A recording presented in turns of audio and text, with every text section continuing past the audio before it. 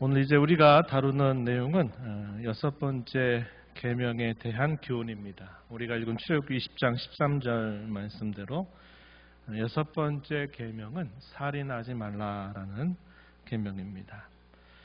사람들에 대한 계명이다. 그래서 이걸 대인 계명이다 이렇게 부르고, 대인 계명들 가운데서 두 번째 계명에 해당이 됩니다. 부모를 공경하라는 그 계명에 이어서 살인하지 말라 이런 계명을 우리가 함께 살펴보는데, 이 여섯 번째 계명은 한마디로 말하면 생명을 존중하게 여겨라 하는 그런 계명입니다. 특히도 이 사람의 생명에 대하여서 귀하게 여겨야 할 이유는 다른 어떤 것이 아니라 하나님께서 그분의 형상을 따라서 모든 사람을 지으셨기 때문이다 하는 사실입니다.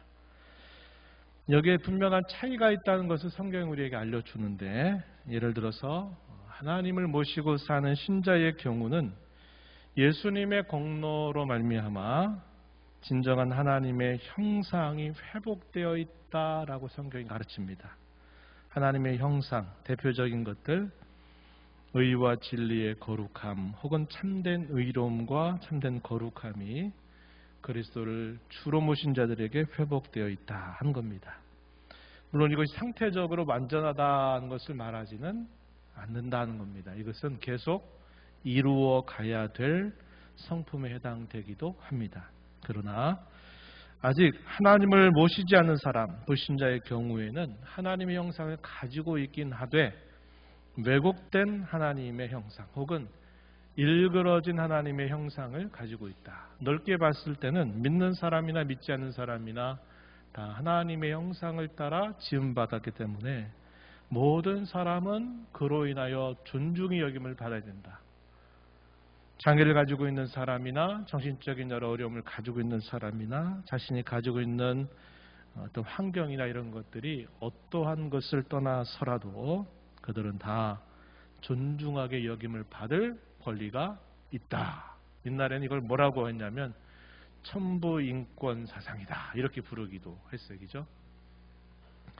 오늘날에는 이제 인권이라고 하는 이름 하에서 정도를 벗어난 잘못된 주장들을 계속하고 이걸 입법화하려고 하는 그런 시도들이 있기 때문에 우리가 이런 면에 있어서는 상당한 주의를 기울여야 합니다.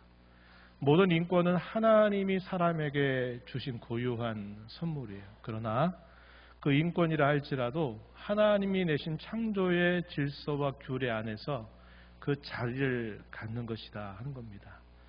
오늘날 사람들이 많이 살고 또 복잡하고 또 죄된 그런 세상 가운데 살아가면서 그러한 풍조들에 따라서 예를 들어 성소수자에 대한 권리들, 우리가 그건 존중하게 여겨야 되지만 그들이 하는 모든 행위가 아무런 문제가 없는 것처럼 성경이 말하지는 않는다 하는 겁니다. 그래서 그들을 향해서 우리가 배제를 해서는 안 되지만, 그러나 그들의 주장이 여전히 인권이라고 하는 이름으로 그게 맞다고 되는 것에 대해서는 우리는 신중한 마음을 가지고 성경에 따라 반대할 수 있어야 한다 하는 것입니다.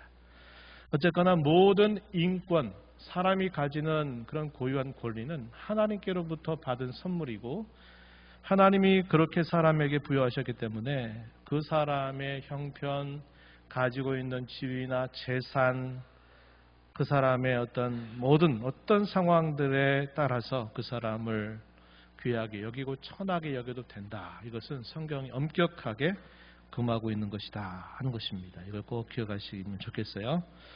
우리가 살고 있는 이 시대는 한편으로는 잘못된 생명 중시 풍조가 너무나 많이 있습니다.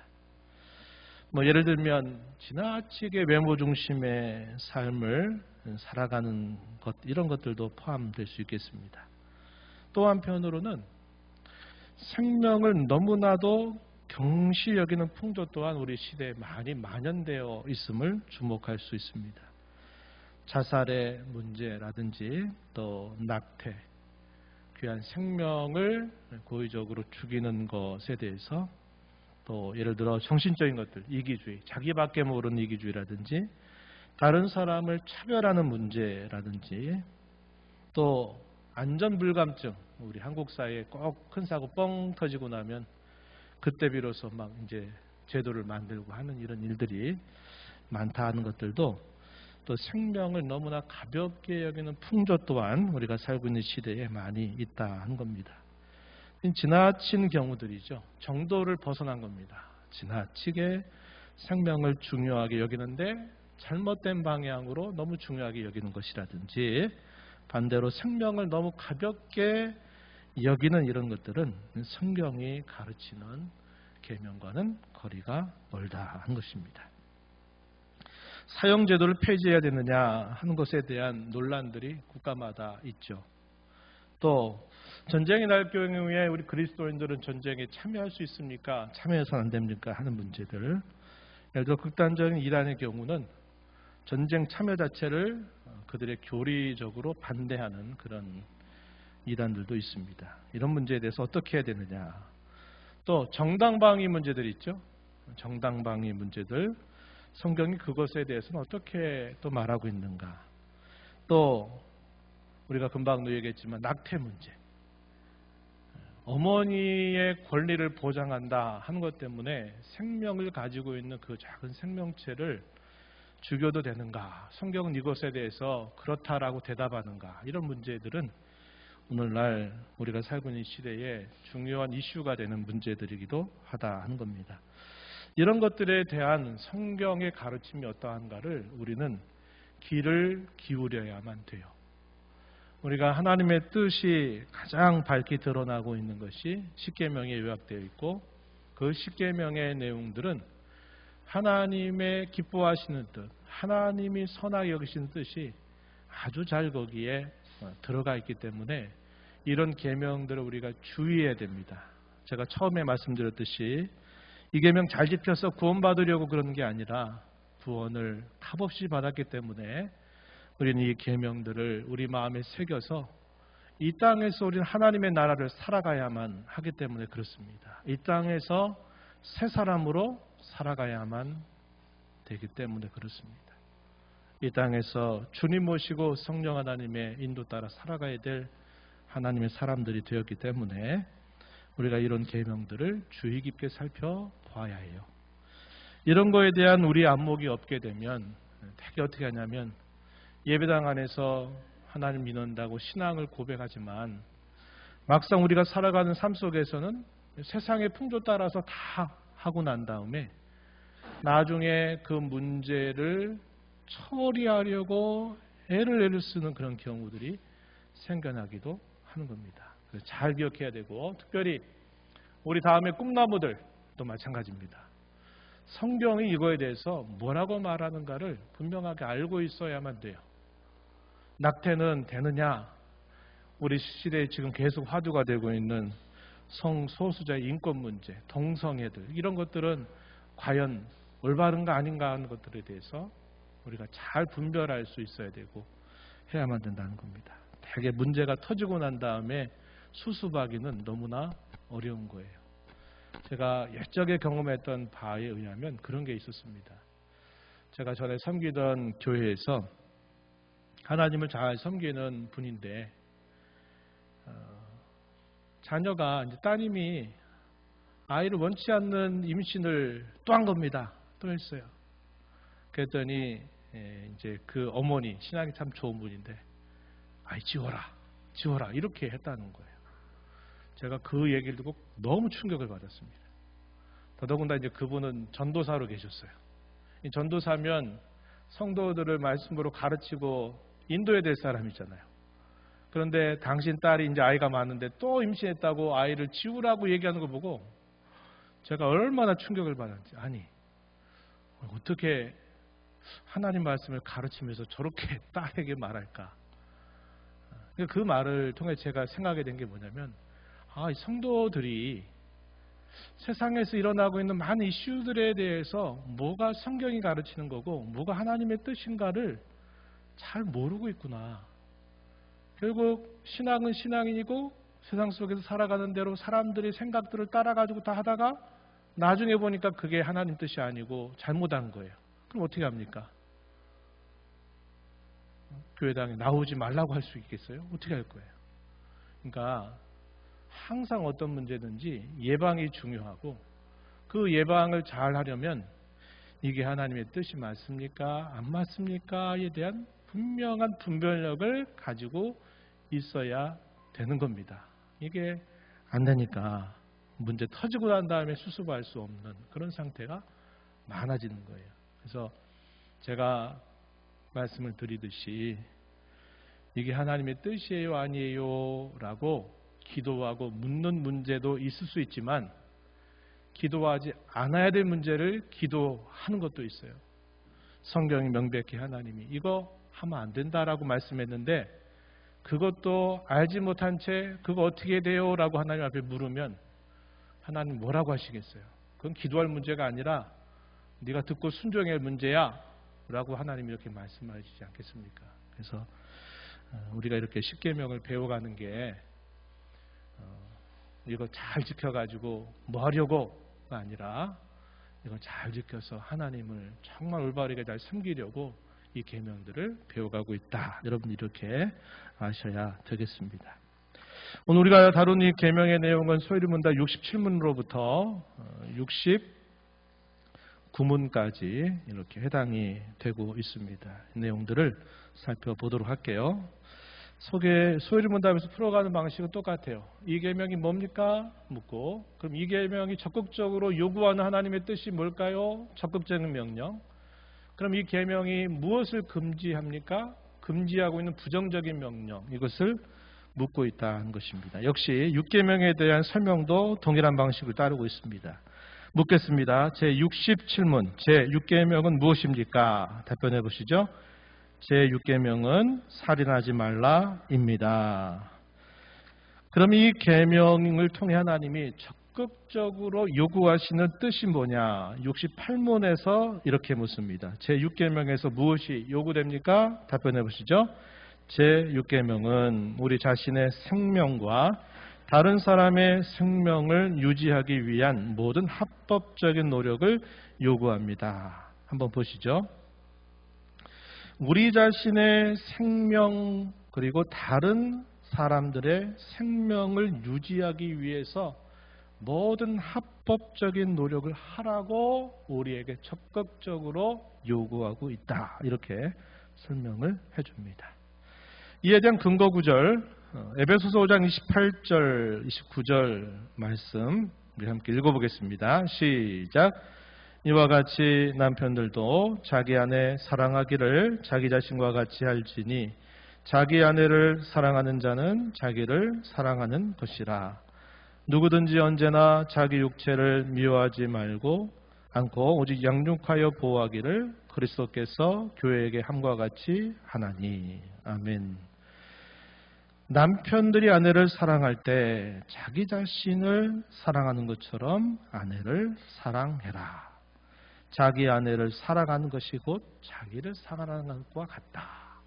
좀 신비한 말씀을 주시죠. 남편과 아내와의 관계에서 사랑하는 것에 대한 가르침을 주는데 성경은 자기 자신을 사랑할 것을 금하지 않아요. 문제는 뭡니까? 잘못된 사랑을 하는 거죠. 내가 나를 위해서 나를 사랑하기 때문에 한다고 하는 것들이 잘못된 것들을 따르기 때문에 그걸 문제로 삼는 것이지 자기의 생명을 존중하게 여기는 것은 하나님이 우리에게 원하시는 뜻이다 하는 사실을 가르쳐 주고 있습니다. 이에 대한 하나의 좋은 선례를 또 하나 소개하고 있는데요. 오바다라고 하는 인물입니다. 어두웠던 시대, 이스라엘 역사 속에서 가장 어두웠다라고 말할 수 있는 아합 왕과 이세벨이 다스렸던 그 시대에 바로 살았던 한 사람, 오바데라고 하는 인물이 있습니다. 이 사람이 어떤 일을 했느냐 소개해 주기를 열왕기상 18장 4절 말씀에 보면은 이세벨이 여호와의 선지자들을 멸할 때 죽일 때 오바댜가 선지자 100명을 가지고 50명씩 굴에 숨기고 떡과 물을 먹였더라.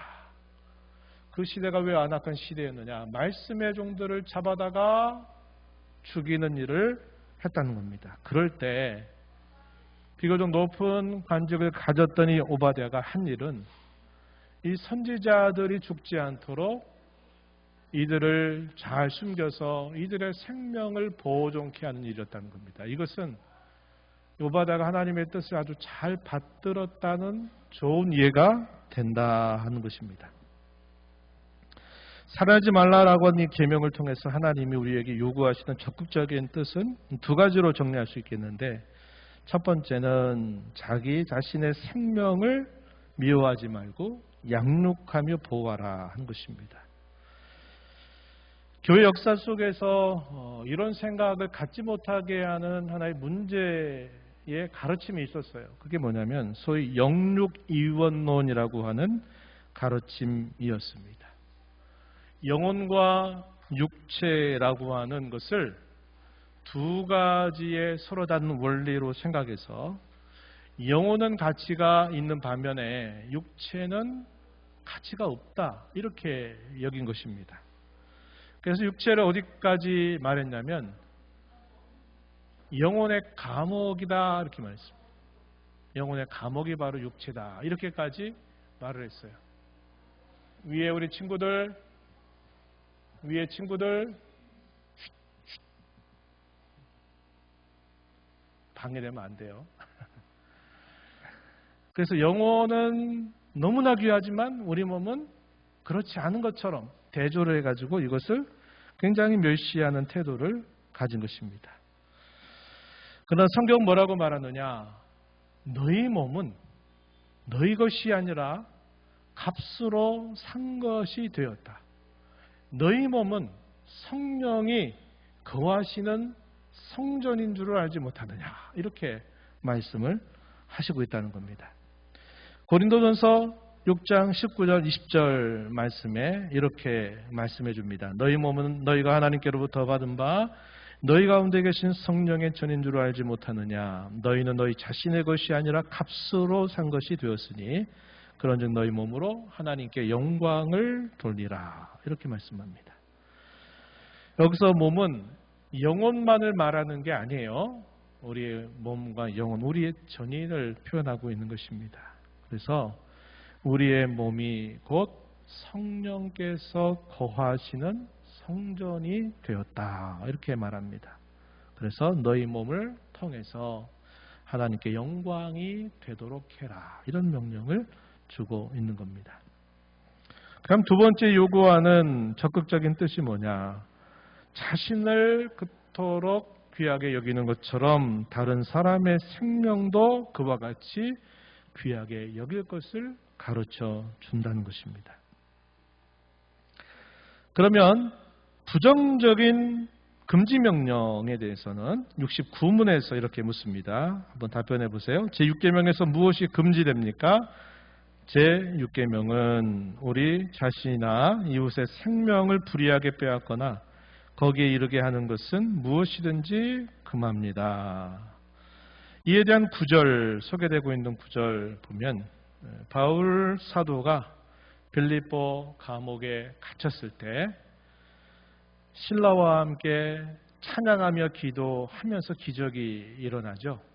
막 진동하게 되면서 죄수들을 묶었던 족쇄가 풀려나고 막 감옥문이 열리면서 막 진동이 일어나는 놀라운 일이 일어납니다. 그럴 때 사람들이 이제 도망갈 것 같다, 이렇게 생각했던 간수가 내가 어차피 문책을 당해서 죽느니 내가 여기서 차라리 내 생명을 끊겠다, 이렇게 결단을 내리고 자기 생명을 스스로 죽이려고 했습니다. 그 순간에 바울 사도가 뭐라고 말해요?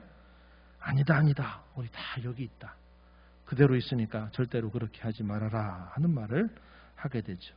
사도행전 16장 28절입니다. 바울이 크게 소리질러 이르되 내 몸을 상하지 말라, 우리가 다 여기 있노라, 이렇게 말합니다. 바울 사도가 간수의 생명을 어떻게 보면 살려준 셈이 된 거죠. 더 귀한 건 뭡니까? 생명만 살린 게 아니라 그의 구원을, 그와 그의 집이 구원을 받게 되는 놀라운 일이 있게 되고, 이들이 빌립보 교회의 창립 멤버 같은 중요한 역할들을 이들이 감당하게 되는 기적적인 일이 있었다고 하는 사실이죠. 창세기 9장 6절 말씀 우리 함께 읽어보겠습니다. 창세기 9장 6절. 다른 사람의 피를 흘리면 그 사람의 피도 흘릴 것이니 이는 하나님이 자기 형상대로 사람을 지으셨음이니라. 다른 사람의 피를 흘리면 그 사람도 피를 흘린다. 이렇게 말했던 것이 모세 시대 가게 되면 이게 동해복수라고 하는 원리로 가르쳐집니다. 눈에는 눈, 이에는 이, 이렇게 자기가 상한 것만큼만을 갚을 수 있다. 절대로 그 이상을 넘어서서는 안 된다 하는 그런 원리입니다. 동해, 동일한 만큼의 해로 갚을 수 있다. 그걸 줄여서 동해복수라고 말하는 겁니다. 이것은 사람의 완악한 마음을 다스리고자 하시는 하나님의 법이었어요. 왜? 사람은 한 대 맞으면 한 대 돌려주는 것으로는 성이 안 차서 두 대, 세 대 때려야 좀 직성이 풀리죠. 또 그러면 두세 대 맞으면 그 사람이 두세 대 딱 맞은 만큼 돌려주면 만족이 되지 않습니다. 한 네 대, 다섯 대 때려요. 그러다 나중에 칼부림 나고 서로 죽이는 일이 나타나게 돼요. 부패한 사람의 본성을 다스리기 위해서 동해복수라고 하는 걸 가르쳐 주셨어요. 그러나 그것이 항구적인 법은 아닙니다. 물론 그런 것들이 오늘날 법에서는 범한 죄만큼 벌을 당하게 된다 하는 것으로 원리적으로 그렇게 포함이 되지만 예수님께서 뭐라고 말씀하세요? 너희가 너희를 핍박하는 자를 위해서 기도해라. 그들을 축복해라. 원수까지도 사랑해라 하는 정도로 예수님은 우리에게 사랑을 명하시고 계시다 하는 사실이죠. 옛날은 전쟁이 참 많았던 시대입니다. 그래서 살인하는 문제가 실제적인 문제가 될 수 있었어요. 직접적인 것이었습니다. 하지만 오늘은 과거에 비하면 그런 전쟁이라고 하는 게 거의 다 사라져 있는 상태이고 법적이라고 하는 장치를 통해서 사람을 죽이는 것이 금지되어 있기 때문에 실질적으로 사람을 죽이는 경우는 많지 않아요. 그러나 이 계명은 적극적으로 우리에게 무엇을 요구하느냐면 간접적으로 죽음에 이르게 하는 것들도 매우 조심할 것을 우리에게 가르쳐주고 있는 겁니다. 이에 대한 구절들을 보게 되면 예수님이 산상수훈에서 당시의 종교 지도자들이 가르쳤던 내용들에 대해서 너희는 옛사람에게 이렇게 들었지만 나는 다시 너에게 이렇게 말한다. 소위 반립명제, 조금 어려운 말로는 너희가 과거에는 이렇게 들었지만 나는 다시 너에게 말하노니 이렇게 하는 것이 이 산상수훈에 여러 가지로 표현되고 있어요. 그 중에 이제 하나를 소개하면 마태복음 22장에 보니까 예수는 이런 말씀하셨어요. 나는 너희에게 이르노니 형제에게 노하는 자마다 심판을 받게 되고 형제를 대하여 나가라 욕설입니다. 하는 자는 공에 잡혀가게 되고 미련한 놈이라는 자는 지옥불에 들어가게 되리라. 당시의 종교 지도자들은 행위로 나타날 때 그것을 인정하는 겁니다. 그러나 예수님이 하시는 말씀은 행위로 나타나기 전에 이미 마음속에 혹은 죽음의 행위는 아닐지라도 사람을 죽이게 할 수 있는 그런 원인을 제공하는 것조차도 계명을 어긴 것이다. 이렇게 예수님께서는 말씀하세요. 그래서 하나님이 계명을 통해서 요구하시는 이 수준이 세상의 어떤 기준이나 당시 종교 지도자들의 해석 정도에 머무르는 게 아니라 깊고 높은 그런 의도를 예수님이 다시 해석해 주시고 설명해 주시는 교훈을 주고 계신 것입니다. 간음의 문제도 마찬가지죠. 간음의 문제도 우리가 이제 다음에 살펴보지만 실제적으로 육체적인 관계를 가진 것이 간음이다라고 가르쳤던 것에 반하여 예수님은 이미 마음속에 음욕을 품는 것도 이미 그런 간음을 행한 것이다. 이렇게 말합니다. 어떤 분은 이거에 대해서 그런 말을 했어요. 제가 소개한 바가 있는데 사건화된 죄가 있고 사건화되지 않은 죄가 있다. 무슨 말이냐면 사건화됐다라는 말은 실제로 그게 일어났다 하는 걸 말하는 것이고, 사건화되지 않았다는 말은 실제로 그 일은 안 일어났지만 이미 정황적으로 심리적으로 여러 가지로 이미 그런 일이 일어나 있는 그런 상태를 말하는 겁니다. 다만 그것이 행위로 드러나지 않았다 하는 면이죠. 그러나 이 모든 것들이 다 하나님의 시각에선 다 이것이 죄가 된다 하는 겁니다. 물론 경중을 따진다 그러면 실제로 행한 것이 더 무거운 죄에 해당이 되는 것은 맞지만, 그러나 하나님이 보실 때는 이것도 저것도 다 죄가 된다 하는 것을 말해주고 있는 것입니다.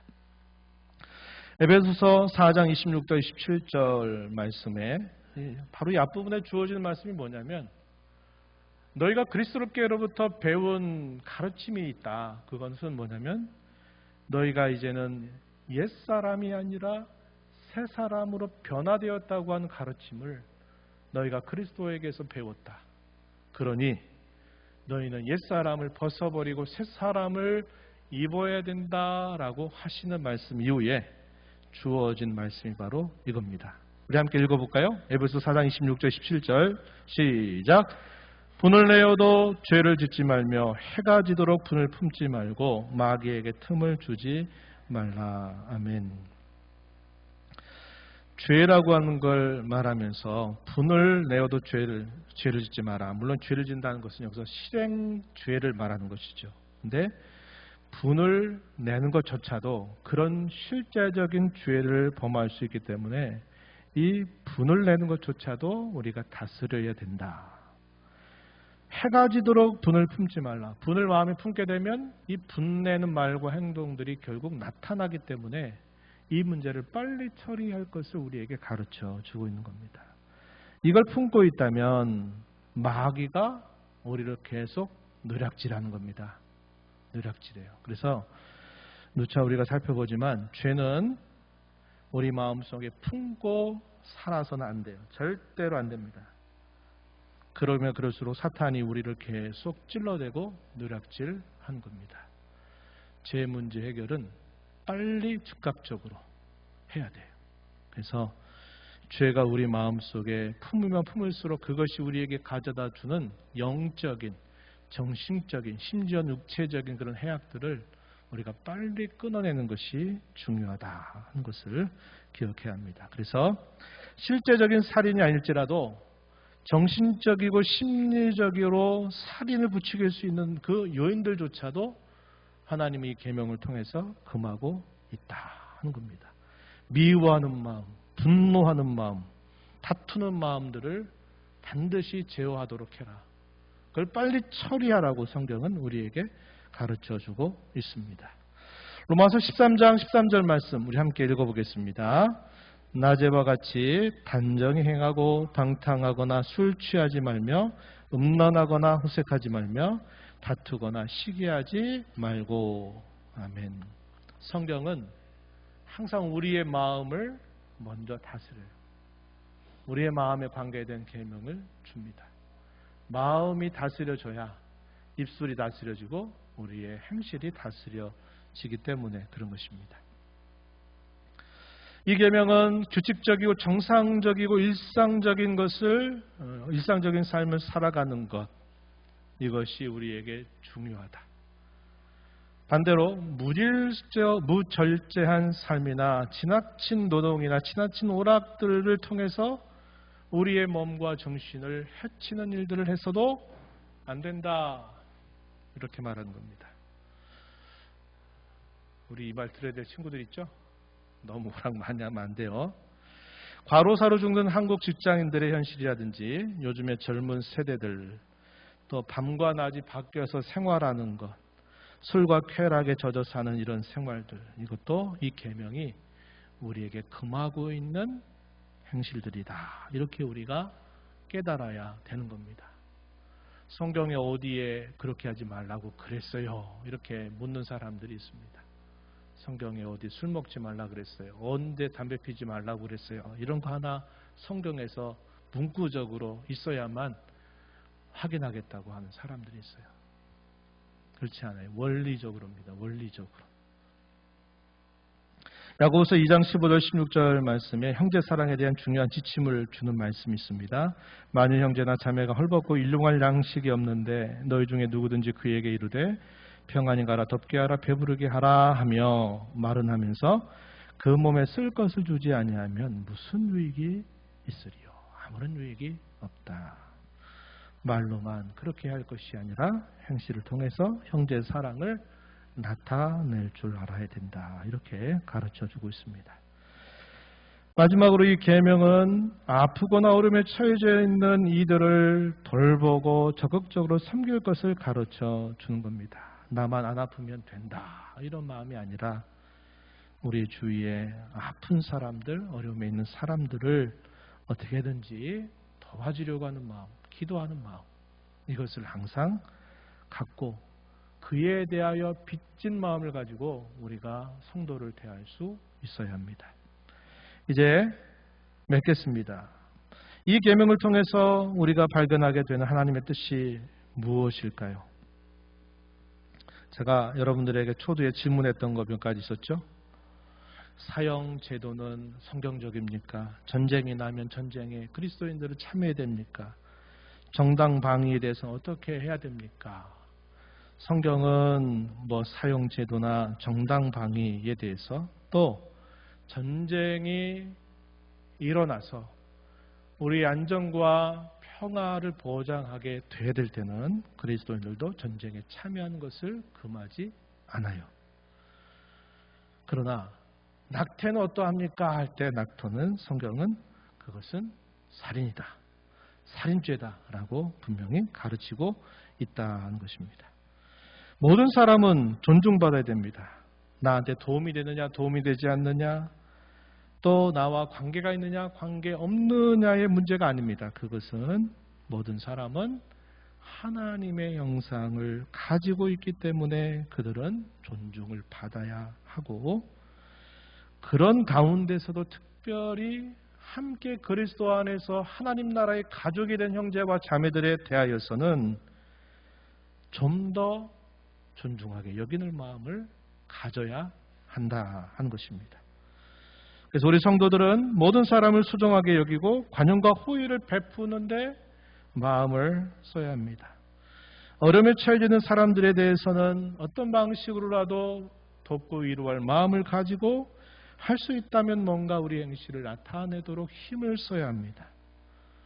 사람을 유익하게 하는 것이 곧 하나님이 우리에게 원하시는 뜻이기 때문에 그런 것입니다. 이러한 내용들을 마음에 잘 간직하면서 주께로부터 받은 그 구원의 은혜와 사랑을 기억하면서 모든 사람들에게, 그러나 특별히 주 안에 있는 믿음의 식구들에게 사랑을 많이 나누도록 배우고 실천해가는 저와 여러분이 되기를 바랍니다. 하나님 아버지 감사합니다. 오늘도 말씀을 통해서 하나님께서 구원받은 저희들에게 요구하신 하나님의 뜻이 무엇인지 제6계명을 통해서 우리가 사람의 생명을 존중하게 여겨야 됨을 교훈 받았습니다. 직접적인 살인뿐만 아니라 간접적인 살인, 실제적인 살인뿐만 아니라 또 정신적으로 살인에 이르게 할 만한 모든 것들을 금할 것을 저희에게 말씀하시고, 더 나아가서 적극적으로 다른 사람의 생명을 보장하고 존중히 여길 수 있는 모든 합법적인 일들을 힘쓸 것을 저에게 말씀해 주셨습니다. 이런 말씀을 저희 가슴에 잘 새겨서 모든 사람들에게 그리스도의 관용을 드러낼 뿐만 아니라 믿음의 식구들을 향하여 더 그것을 잘 드러낼 줄 아는 저희 모든 성도들이 되게 하여 주옵소서. 예수님 이름으로 기도하옵나이다. 아멘.